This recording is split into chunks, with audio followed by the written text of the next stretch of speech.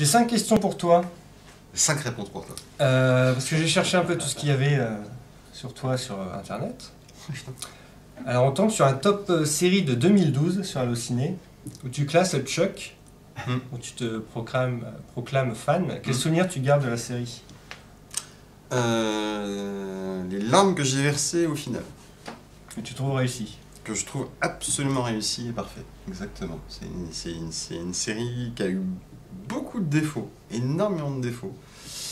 Mais c'est une série qui est profondément, comment dirais-je, une série profondément romantique. Et justement, c'est le cœur de la série qui se révèle encore plus à la fin. Et ça m'a tué. Est-ce qu'elle a duré trop longtemps? Elle a duré, ouais, elle a duré trop longtemps. Ouais. Est-ce que ces morts et résurrections successives ont un peu tué le concept ou pas du tout? Non, ce qui a tué le concept, c'est le fait que l'intersecte en fait soit retiré de Chuck et puis donné à d'autres personnes.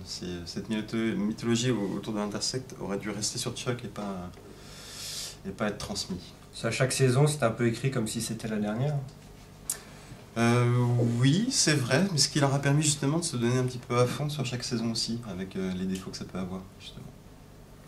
Alors tu as étudié le cinéma. Ouais. Tu es autant à l'aise pour parler série que film. Y J'espère. a-t-il une adaptation cinéma de série ou de série en film qui te plairait, que tu attends?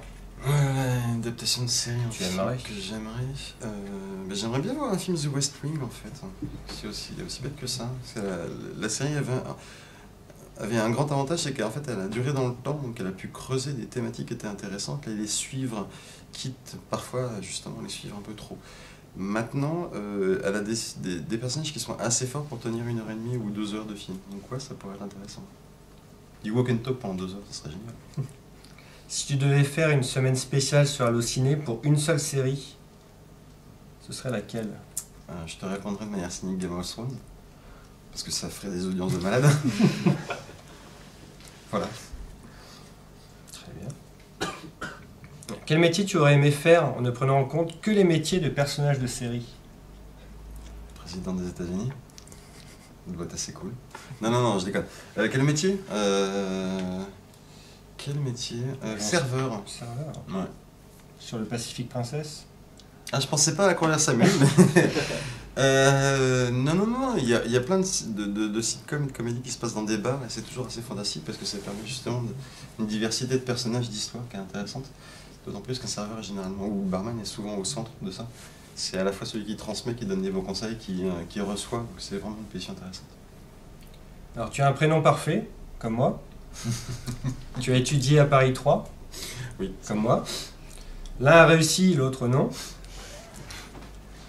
Et par contre, l'un aime Lost, l'autre déteste. Je sais pas qui a réussi, c'est toi ou c'est moi? Je peux très mal le prendre. Oui, je n'aime pas Lost, oui. Pourquoi? Parce que c'est Lost. Non, mais Lost, en fait, il n'y a rien de pire en fait que les amoureux conduits. Il n'y a rien de pire. Et Lost, je suis en position d'amoureux conduit. J'ai adoré Lost jusqu'à ce qu'elle me répudie. Et donc je serai toujours son pire ennemi. Vraiment. Et tu comprends quand même son succès ou pas du tout? Non, je peux pas comprendre le succès. Non, je peux pas comprendre le succès. C'est les défauts de Lost. On les reprocherait à une autre série et la série serait détruite. Lost, c'est une sorte de... On accepte les défauts de Lost. Il y a beaucoup de qualités. En étant objectif. Non, mais l'objectivité n'existe pas, ça, j'y crois pas. On ne peut pas être objectif. Non, mais c'est une série de petits malins, de petits malins un petit peu cons, tu vois. Elle est prétentieuse, tu penses? Prétentieuse, non, parce que toutes les séries sont prétentieuses, donc oui et non. C'est une série de petits malins qui... cette mythologie autour de... On connaissait toute la série et les réponses de la série dès le début, en fait. Pour moi, tu es totalement la série. Vraiment. Vraiment. Et je la trouve, par certains côtés, extrêmement mal écrite. Vraiment. Et j'ai beaucoup de mal avec le final. Je trouve le final... vraiment pas à la hauteur de... C'est un autre débat. Et c'est trop facile de dire ouais, mais on n'allait pas vous donner toutes les réponses quand même. Il faut... non, totalement con.